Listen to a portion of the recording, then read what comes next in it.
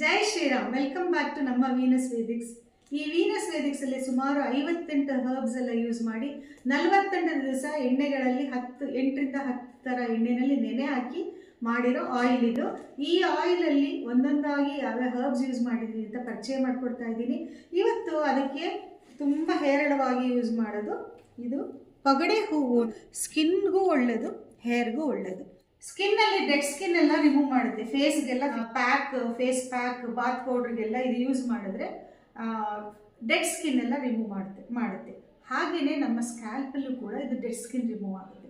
Dead skin remove ಆದರೆ ನಮ್ಮ hair growth ಅಂದರೆ ನಮ್ಮ ಕೂದಲು ಮೊಳಕೆ ಬರೋಕ್ಕೆ ಬಹಳ ಯೂಸ್ ಆಗುತ್ತೆ. ಅದಕ್ಕೋಸ್ಕರ ಈ ಪಗಡೆ ಹೂವು, ಮಗಿಳಂಪು ನಮ್ಮ ಈ ವೀನಸ್ ವೇದಿಕ್ಸ್ ಹೇರ್ ಆಯಿಲಲ್ಲಿ ಹೇರಳವಾಗಿ ಯೂಸ್ ಮಾಡ್ತೀನಿ.